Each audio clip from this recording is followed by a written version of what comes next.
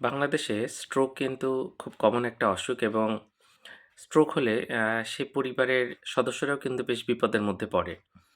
যদিও বলা হয় যে স্ট্রোকে আনকনশাসনেস বা অজ্ঞান হয় না।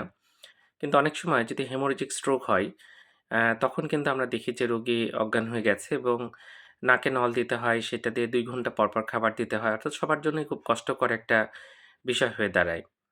তো স্ট্রোক কিন্তু অনেকটাই প্রতিরোধ করা যায়। আমরা যদি একটু খেয়াল করি তাহলে কিন্তু স্ট্রোকটা অনেকাংশে প্রতিরোধ করতে পারবো।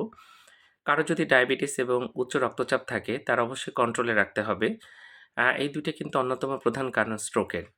এছাড়া ধূমপানের অভ্যাস থাকলে সেটা ত্যাগ করতে হবে।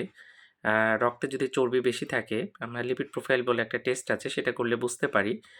তাহলে কিন্তু স্ট্রোক হওয়ার চান্স থাকে। এছাড়া যদি বয়স বাড়ে বা ফ্যামিলি হিস্ট্রি থাকে তাহলে কিন্তু স্ট্রোক হওয়ার চান্স অনেক বেশি থাকে। তো আমরা সতর্ক হব। এগুলো যদি না রাখি তাহলে সেই পরিবারের সদস্যরা যেকোনো সময় খুব বড় রকম বিপদে পড়তে পারেন। এছাড়া স্ট্রোকের অনেক রোগী মারা যায়।